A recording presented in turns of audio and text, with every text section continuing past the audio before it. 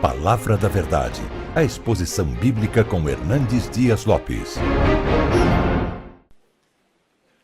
Irmãos queridos, nós vamos abrir a Palavra de Deus, a carta de Tiago, capítulo 3, versos 1 a 12. Tiago 3, de 1 a 12.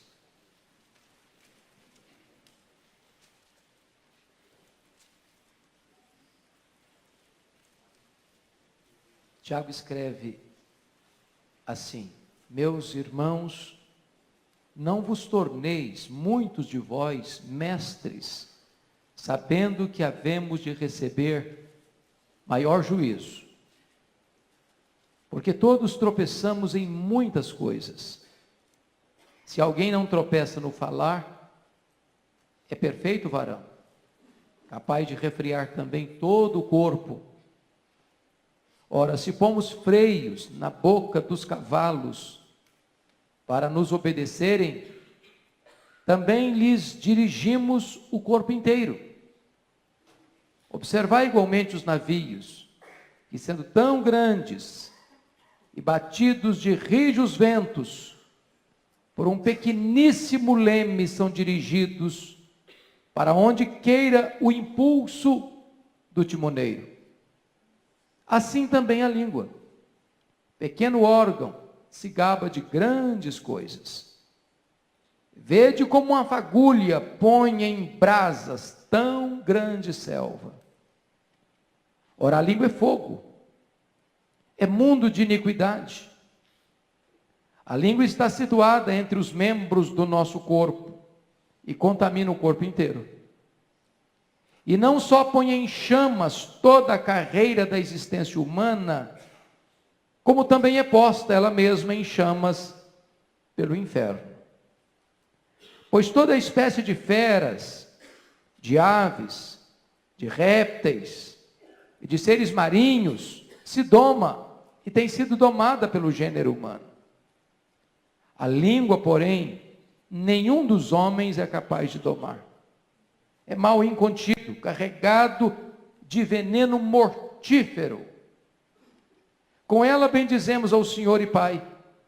Também com ela amaldiçoamos os homens feitos à semelhança de Deus. De uma só boca procede bênção e maldição. Meus irmãos, não é conveniente que estas coisas sejam assim. Acaso pode a fonte jorrar do mesmo lugar o que é doce e o que é amargoso? Acaso, meus irmãos, pode a figueira produzir azeitonas, ou a videira figos? Tampouco fonte de água salgada pode dar água doce. Irmãos queridos, nós vamos hoje tratar aqui sobre o poder da língua. E eu estou seguro disso, que todos nós conhecemos o poder terapêutico da palavra. Quantos de nós, no momento de tristeza, de dor, de angústia, quando estávamos sendo amarrotados pelas circunstâncias da vida, amassados por adversidades cruéis, nosso espírito definhando, a nossa alma gemendo, nossos olhos cobertos de lágrimas, alguém se aproxima de nós para nos trazer uma palavra amiga, uma palavra doce, terna, terapêutica, que entrou na nossa alma como remédio divino. Houve uma cura dentro de nós, por uma palavra dita, por um conselho dado, por uma direção oferecida. Todos nós já fomos certamente alvos deste poder terapêutico da palavra. Por outro lado, irmãos, todos nós também somos testemunhas de quanto mal faz uma palavra dita na hora errada, com a intenção errada, à pessoa errada.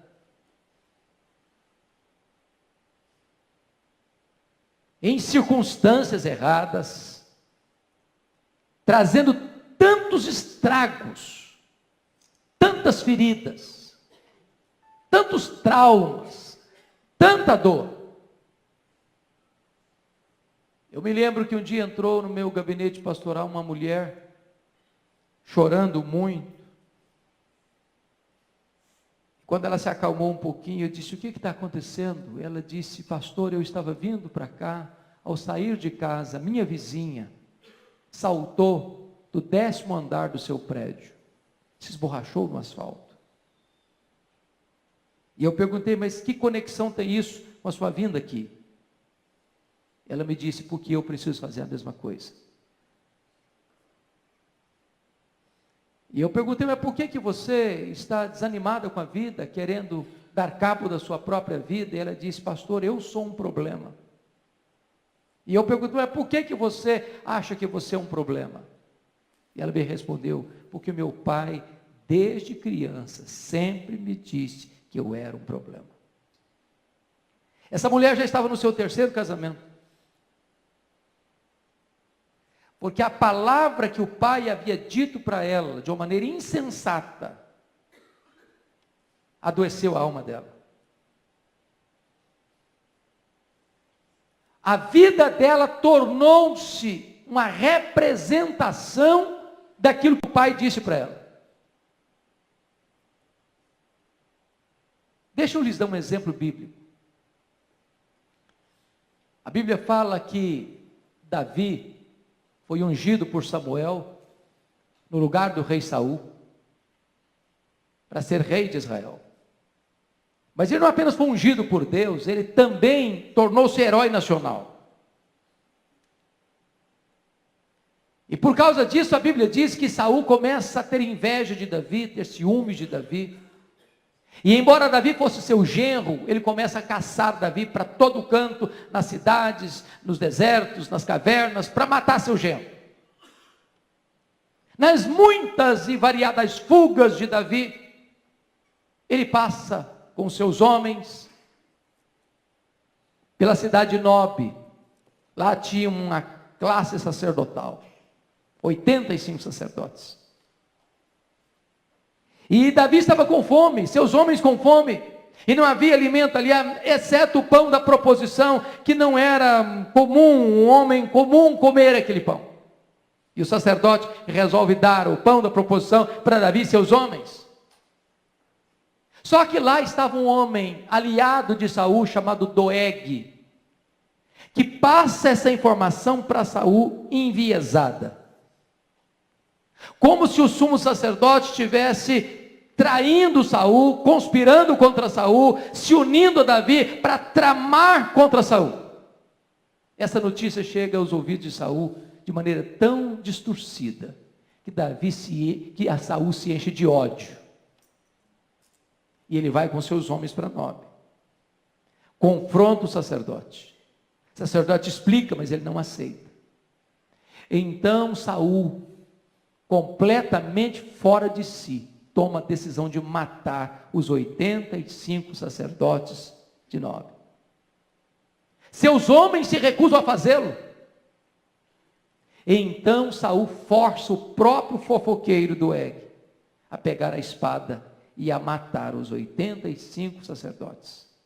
Crianças, mulheres, até crianças de peito foram assassinadas. Sabem por quê? Por um comentário malicioso, por uma palavra insensata, por uma maledicência. Irmãos queridos, hoje eu quero trazer aqui, à luz desse texto, alguns alertas para o meu e para o seu coração. A Bíblia chega a dizer o seguinte, lá em Provérbios 6, 16 a 19, que há 6 pecados que a alma de Deus abomina. E dentre os 6 pecados que a alma de Deus abomina, 3 deles estão ligados à língua. Por exemplo, a língua mentirosa, a testemunha falsa. Mas dos 6 pecados, o que mais Deus abomina é aquele que semeia contenda entre irmãos. Um comentário malicioso, uma maledicência, uma fofoca. Isso traz um estrago irreparável tantas vezes. É por isso que Tiago diz aqui no capítulo 1, versículo 27, o seguinte, versículo 26, 1:26, se alguém supõe ser religioso, deixando de refrear a língua, antes enganando o próprio coração, sua religião é vã. E hoje, amados, eu gostaria que nós pudéssemos examinar esse texto de Tiago em algumas perspectivas. Então, com a Bíblia aberta comigo aí, Tiago começa a se dirigir aos irmãos nesses termos: não vos torneis muitos de vós mestres.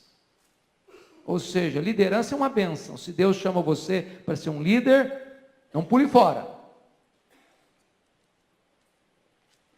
Mas não aspire os louros da liderança, pensando que esse glamour tornará a sua vida melhor. Porque se você for um líder, o nível de exigência sobre a sua vida vai crescer. Quanto mais se dá, mais se cobra. Quanto mais privilégios, mais responsabilidade. Sabendo que havemos de receber maior juízo. E ele começa a mostrar agora no verso 2 algo que me impressiona. Notem, você pode ler o verso 2 comigo? Porque todos tropeçamos em muitas coisas, só até aqui. Quantos que tropeçam? Todos. Em quantas coisas? Muitas. É um exagero isso aqui, não? Tem alguém aqui que não tropeça?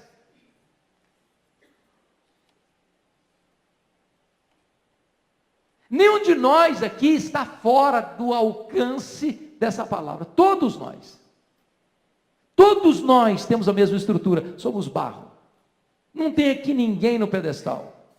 Ninguém de tamanco alto. Ninguém olhando de cima para baixo. Ninguém melhor que o outro aqui. Todos nós tropeçamos, e não em poucas coisas, em muitas coisas.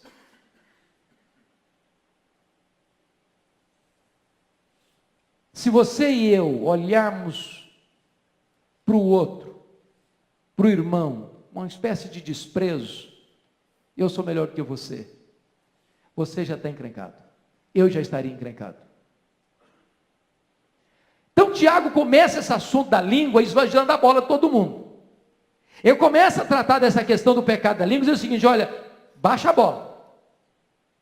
Baixa a bola. Ninguém aqui tem condição de ter pedra na mão para jogar em ninguém. Ninguém aqui tem condições de acusar ninguém. Todos nós tropeçamos em muitas coisas. E aí ele diz o seguinte: se alguém não tropeçar no falar, é perfeito varão, capaz de refrear também todo o corpo. Aí ele começa a pontuar a importância da língua, da palavra. Se você é alguém que tem domínio próprio no que concerne a sua fala, a sua comunicação, a sua língua, então todo o seu corpo vai ter domínio. A palavra dita, irmãos, alguém já disse, é como uma flecha que você joga. Já jogou flecha? Tem gente que toca harpa, tem gente que joga flecha. Lembra? Davi tocava harpa. Saul jogava lança. Só que quando você joga uma flecha, você não consegue trazê-la de volta. Assim é a palavra dita. Proferida, não dá para recolhê-la. Alguém já disse que uma palavra dita ou um comentário feito de forma insensata é a mesma coisa de você subir no alto de uma montanha com um saco de penas e soltar esse saco de penas. Não dá para recolhê-las todas mais.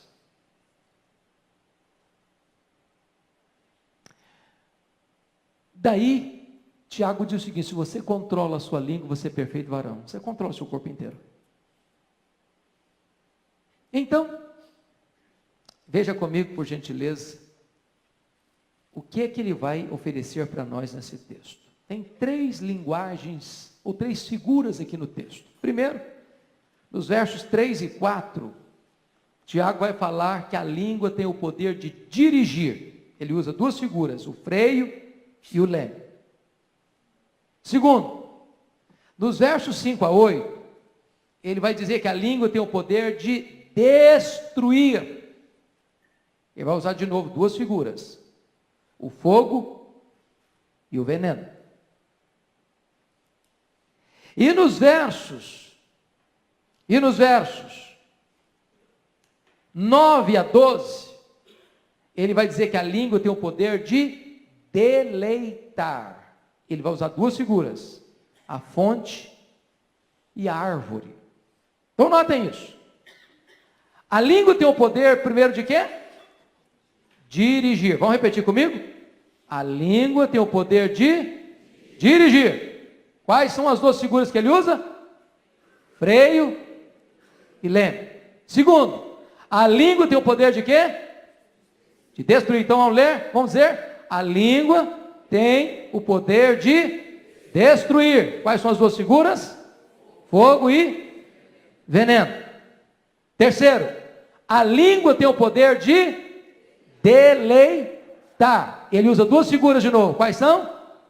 A fonte e a árvore. Vamos examinar esses 3 pontos. Primeiro lugar, queridos irmãos, primeiro lugar, a língua tem o poder de dirigir. Você vai ler comigo agora, por favor, os versos 3 e 4, com uma voz bem forte, bem animada, bem coesa. Vamos juntos? Ora, se pomos freios na boca dos cavalos para nos obedecerem, também lhes dirigimos o corpo inteiro. Observai igualmente os navios que, sendo tão grandes e batidos de rijos ventos, por um pequeníssimo leme, são dirigidos para onde queira o impulso do timoneiro. Irmãos, nós podemos dirigir uma multidão para o bem, dependendo da maneira como nós lidamos com a nossa fala, com a nossa língua. Deixa eu dar um exemplo para vocês. Martin Luther King, pastor batista, lá em Montgomery, estado do Alabama, nos Estados Unidos, 1960. E vocês sabem que dos Estados Unidos, 3 estados basicamente concentram a maior quantidade de pessoas negras dos Estados Unidos: Mississippi, Alabama e Louisiana. Ele ficou extremamente incomodado por causa da segregação racial. Uma pessoa negra não podia frequentar o mesmo restaurante de uma pessoa branca, não podia usar o mesmo ônibus, não podia ir nos mesmos locais. Aquilo feriu o coração dele. Irmãos, o que fere o coração de Deus precisa ferir o nosso coração também. O que ele fez? Ele começa uma verdadeira revolução, não com armas, não com sangue, não com violência, porque a mais poderosa revolução é a revolução da paz. E ele então começa a trabalhar com as pessoas, a mobilizar as pessoas, para não reagir com violência, mas reagir com ação, com amor, com posturas diferentes, e de repente, queridos irmãos, isso leva ao ápice daquele movimento, no ano de 1963, quando 200.000 pessoas, lá no Memorial de Lincoln, em Washington, as pessoas estavam ali para levantar uma bandeira de que a segregação racial é algo desumano, que fere o coração de Deus, que fere o coração do próximo, que está contrário, plenamente contrário a todos os princípios de moralidade. E ali no Memorial de Lincoln, Martin Luther King se levanta para dizer a célebre frase: eu tenho um sonho. Que os meus filhos sejam julgados por esta nação, não pela cor da sua pele, mas pela dignidade do seu caráter. Essa revolução foi vitoriosa. 1964, ele recebe o Prêmio Nobel da Paz. E nesse mesmo ano de 1964, a lei é sancionada, aprovando a bandeira que foi levantada, porque ele usou a sua fala, ele usou o seu discurso, ele usou a sua língua, não para promover discórdia, mas para promover paz. No dia 4 de abril de 1968, esse pastor batista foi assassinado em Memphis, no Tennessee. Mas a bandeira que ele levantou prevaleceu, porque ele usou sua fala para abençoar. Mas vamos pegar o contrário. Quem de nós já não assistiu filmes de Adolf Hitler? Um dos mais eletrizantes oradores que o mundo já conheceu. Que chegava a ponto de enfeitiçar multidões. De levantar uma nação inteira para entrar numa guerra insana. E leva então, naquela Segunda Guerra Mundial, a morte de 60 milhões de pessoas. 6 milhões de judeus trucidados. 1,5 milhão de crianças. Quem de nós já não chorou diante do filme Holocausto?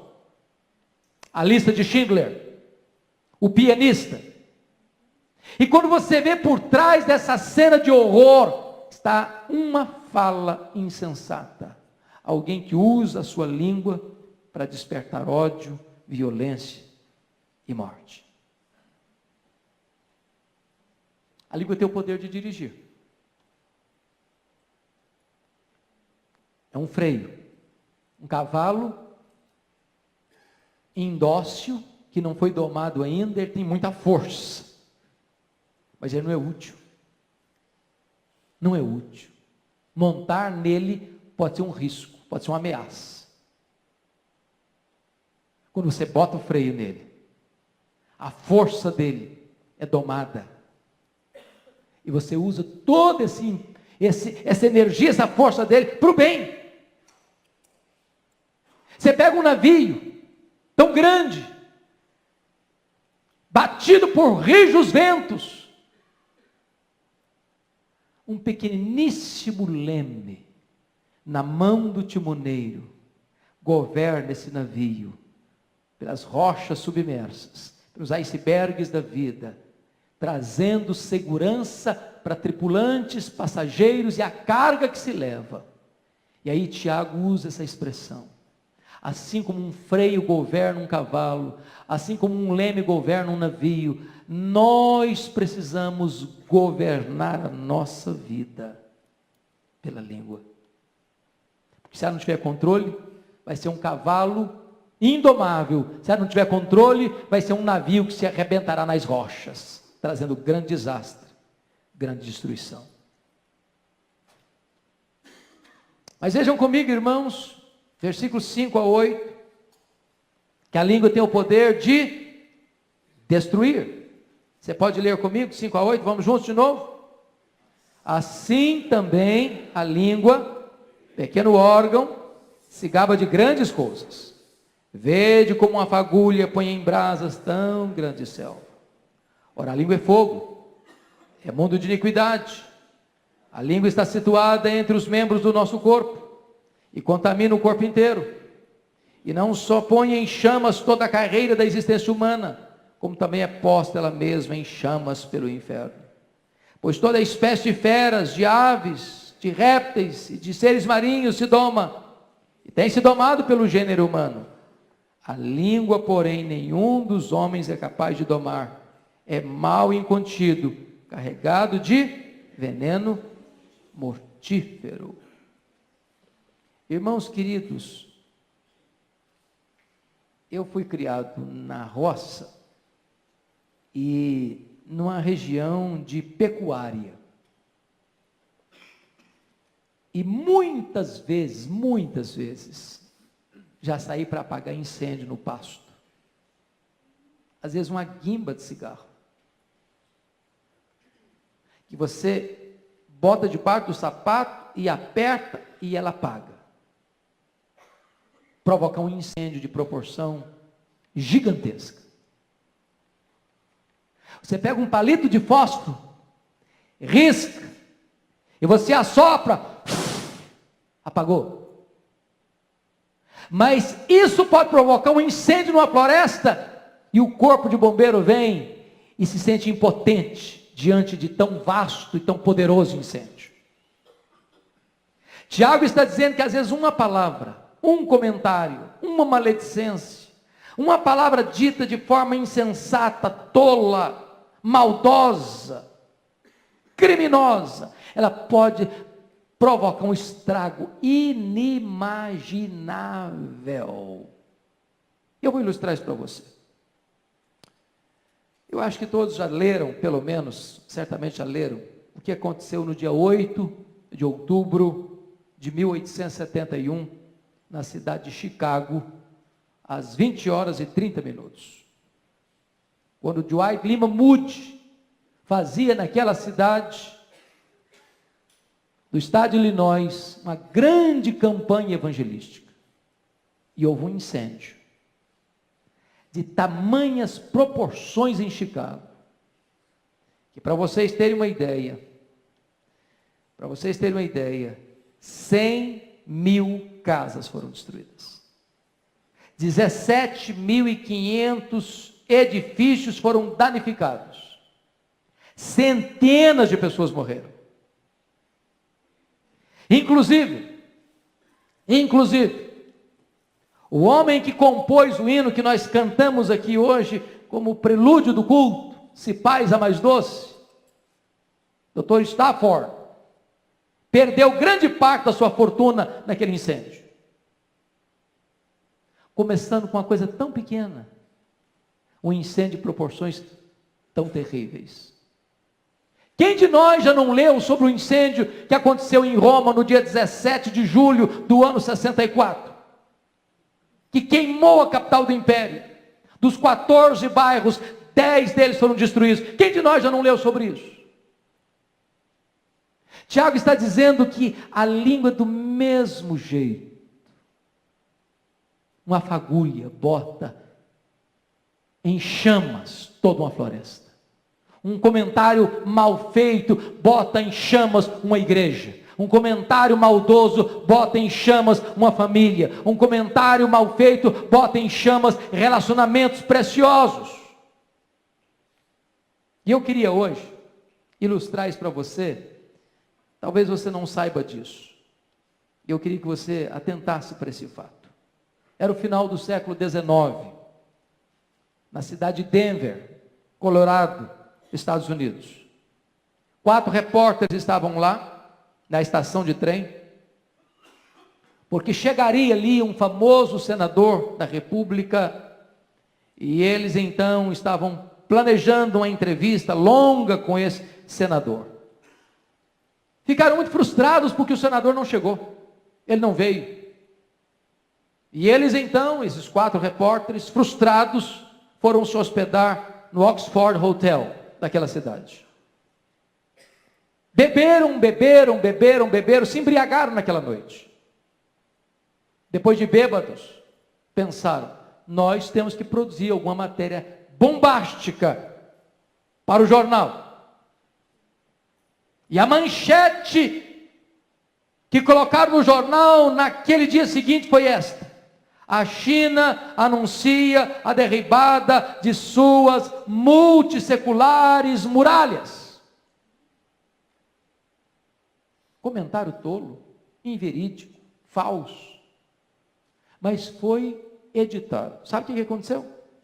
Esse comentário tornou-se uma bomba na China. Caiu como uma bomba na China.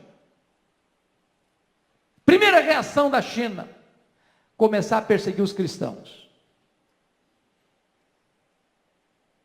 Segunda coisa, essa situação provoca uma terrível revolução na China, chamada de a Revolução dos Boxers. Chegou o ano de 1900.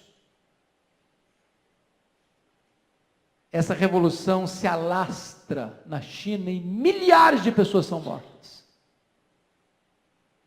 Foi necessário que Estados Unidos, Inglaterra, França, Alemanha, Japão se unissem para capturar Pequim no dia 14 de agosto do ano de 1900. Só no ano seguinte, 1901, é que é assinado um tratado de paz. Mas essa revolução, queridos, tornou-se o combustível para inflamar o nacionalismo chinês, encarnado na Revolução Comunista de 1949. Uma tragédia. Uma tragédia. Por um comentário insensato de 4 repórteres bêbados.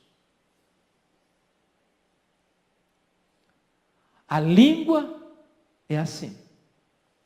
Veja comigo, versículo 6, que Tiago vai dizer que a língua é fogo. Tiago não diz que a língua é como fogo. A língua é fogo. Ela não é um símbolo, ela já é o próprio simbolizado. Aí ele diz, é mundo de iniquidade. É um universo iníquo. A língua está situada entre os membros do nosso corpo e contamina o corpo inteiro. Isso levou a um irmão que vocês conhecem, Benjamin Franklin, a fazer uma declaração. Franklin diz o seguinte: o animal mais terrível, mais peçonhento, mais perigoso, mais nocivo do mundo, tem a sua toca atrás dos dentes. O mais perigoso animal, a mais terrível fera do mundo, tem a sua toca escondida atrás dos dentes.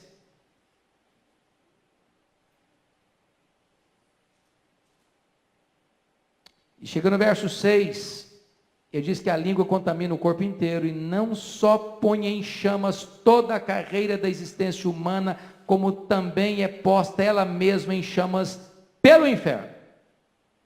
Ou seja, a língua destrói o homem e a língua é eternamente destruída pelo inferno. Tiago não podia ser mais contundente. Ele não podia ser mais chocante nessa expressão.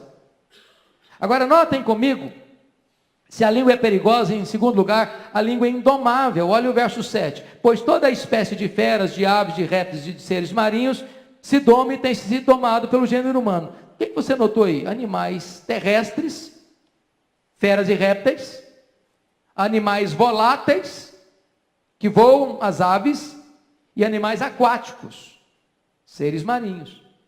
Ou seja, o homem é um doutor em domar as coisas. Ele doma peixe. Eu fiquei tão impressionado essas férias agora, eu assisti um show de golfinhos. Eu fiquei encantadíssimo. Show de golfinhos. As danças, os saltos ornamentais. O homem doma um golfinho, o homem doma um elefante, o homem doma um leão, o homem doma um urso, o homem doma um cachorro, o homem doma um cavalo, o homem doma uma águia. Mas o texto vai dizer alguma coisa fortíssima aqui. Nota o que está escrito aqui no versículo 7. Pois toda espécie humana, toda espécie de feras, de aves, de répteis e de seres marinhos se doma e tem sido domada pelo gênero humano. A língua, porém, quantos homens não domam? Nenhum dos homens é capaz de domar. Você doma a sua língua? Já conseguiu? está mansa.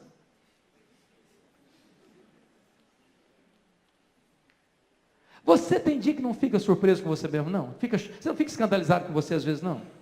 Hã? E a gente fica escandalizado com os outros, mas tem hora que a gente se escandaliza, não?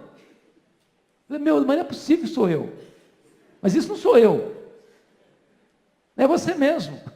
É você mesmo.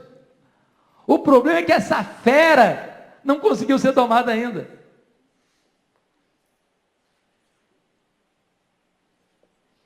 Ela é indomável. Indomável. Mas, notem vocês, que nós, se a língua é indomável, nós precisaríamos discipliná-la. Botar freio, botar controle. E talvez nos ajude uma ilustração que é atribuída a Sócrates, pensador grego. Diz que Sócrates costumava usar 3 peneiras quando alguém ia fazer um comentário maldoso com ele. Quando a pessoa ia fazer algum comentário com ele, falou: olha, você já passou que você vai me falar por 3 peneiras? Mas o que é isso? Primeira peneira: é verdade o que você está falando? Bom, me falaram que é. Bom, então se falaram que é, eu quero saber se você sabe. É verdade? Porque se não é verdade, eu não quero ouvir.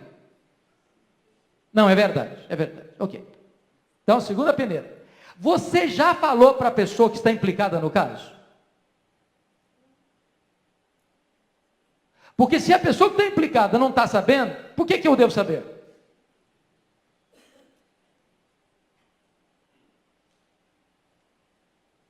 Terceira peneira: o que você vai me falar vai ajudar a resolver o problema? Eu acho que se nós pegássemos essas 3 peneiras, nós iríamos cortar na raiz muitos comentários maliciosos que nos são trazidos.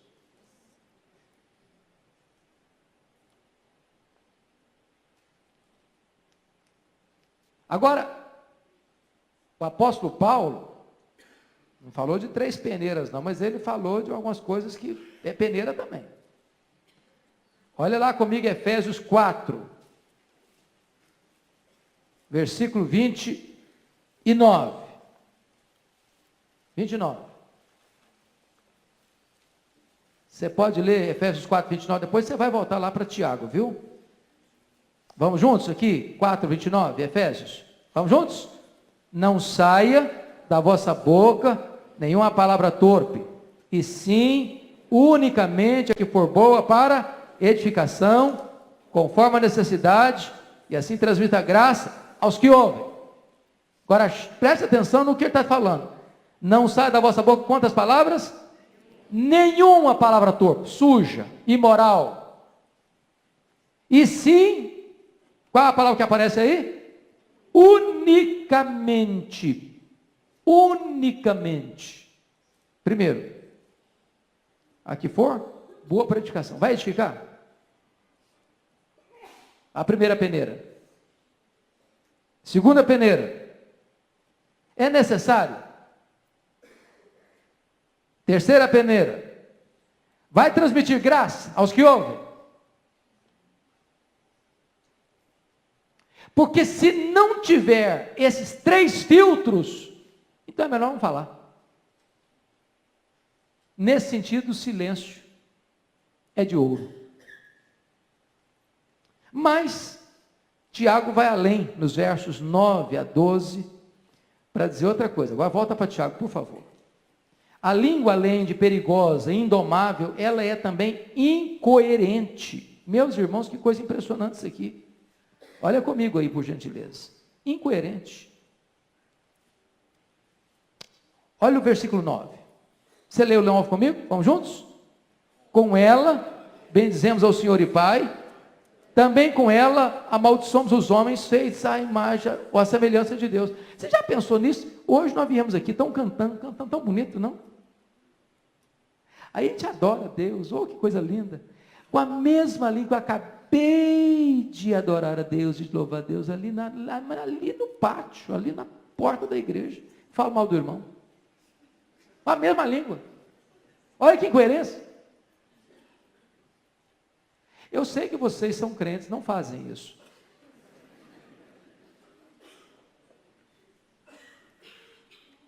Porque se alguém aqui falar para mim que nunca fez isso, eu vou duvidar da sua honestidade. E aí, Tiago diz o seguinte: essa língua é perigosa, essa língua é indomável e essa língua é incoerente. Incoerente. Olha o verso 10. De uma só boca procede bênção e maldição. Que coisa impressionante. A gente abençoa e amaldiçoa com a mesma boca. A gente elogia e critica com a mesma boca. A gente encoraja e desce a lenha no outro com a mesma boca. A gente constrói e desmorona, destrói com a mesma boca. Que incoerência. E aí, Tiago dá um conselho. Olha o verso 10. Meus irmãos, está falando para pagão, não está falando para a igreja, está falando para irmãos na fé. Meus irmãos, não é conveniente que estas coisas sejam assim. Isso está acontecendo? Está. Eu tenho aprovação para isso? Não. Não é bom que seja assim. Não é conveniente que seja assim. Olha o verso de número 11. A pergunta dele. Vamos ver o 11. Acaso pode a fonte jorrar do mesmo lugar o que é doce e o que é amargo? Você já viu isso? Você já foi numa fonte de água mineral? Tem água salgada lá? Você já foi no mar? Conseguiu beber água doce lá? Aí Tiago começa a perceber o seguinte, que de fato nós nos tornamos paradoxais, contraditórios. Porque da nossa boca sai bênção, sai maldição, sai coisa salgada, sai coisa doce, sai coisa que edifica, sai coisa que destrói. Chega no verso 12, ele volta a uma outra figura que nós vamos explorar daqui a pouquinho. Acaso, meus irmãos, pode a figueira produz o quê? Figo. Produzir azeitonas? Ou a videira produz o quê? Uva. Ou a videira produzir figos? Você já viu isso acontecer alguma vez? Tampouco fonte de água salgada pode dar água doce. Você não chega no mar e bebe água doce. E nem vai para uma fonte de água mineral e pega água do mar, água salgada. Então, dito isso, eu gostaria que nós pudéssemos pensar no último ponto, e isso eu serei muito breve. A língua tem o poder de deleitar. E ele usa aqui duas figuras, meus irmãos. Preste bem atenção na figura que ele vai usar. Primeira figura da fonte, versículo 11. Acaso pode a fonte jorrar do mesmo lugar o que é doce, o que é amargoso? A nossa língua pode ser uma fonte de água doce. Pode ser. Você ser um pacificador, você ser um encorajador, você ser um intercessor. Uma pessoa chega para você, você tem uma palavra boa para dar, uma palavra de encorajamento para dar. Pode ser. Fonte, pense comigo, lá no contexto em que foi escrito, do Oriente Médio. Lugar seco, muitas vezes deserto. Uma fonte era um lugar de esperança, onde as pessoas cansadas chegavam, se dessedentavam.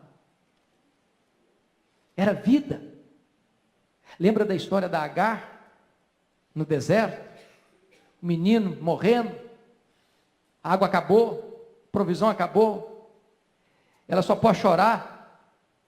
Quando de repente Deus fala para ela: Agar!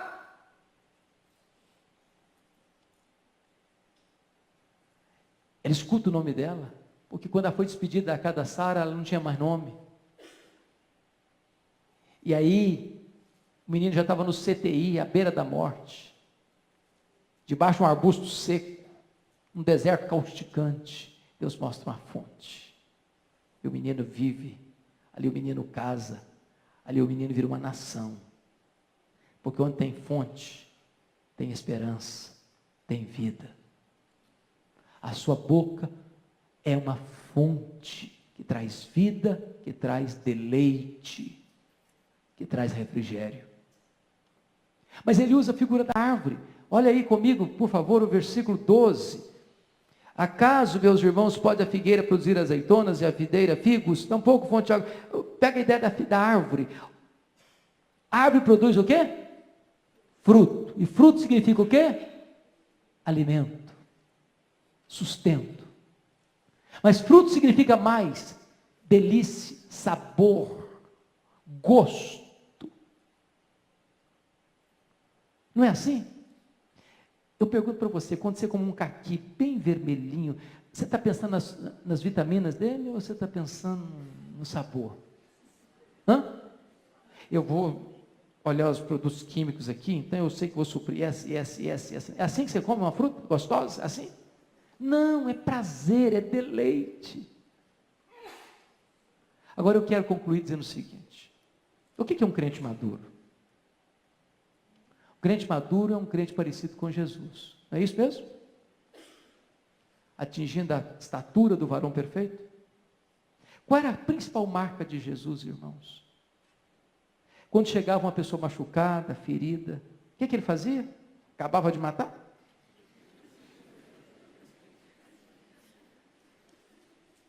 Não, ele não esmagava a cana quebrada, ele não apagava a torcida que fumega. Chegava a pessoa mais arrebentada pela vida, estendia a mão, trazia cura, trazia alívio, trazia restauração. Oh, que bênção, querido, quando alguém chegar machucado pela vida, suas quedas, seus deslizes, seus fracassos, e encontrar em você uma palavra meiga, de cura, de perdão, de restauração, de ânimo, de vida. A minha oração é que hoje Deus faça da nossa boca uma fonte que jorre água doce, que dessedenta a alma, que traz vigor, que traz esperança para as pessoas. A minha oração é que Deus faça da nossa boca nesta noite uma árvore frutífera, que vai alimentar as pessoas, que vai trazer prazer e deleite para as pessoas. Que Deus nos ajude, para que a nossa língua nos governe, para que a nossa língua não nos destrua, mas para que a nossa língua abençoe as pessoas que estão à nossa volta. Palavra da Verdade, a exposição bíblica com Hernandes Dias Lopes.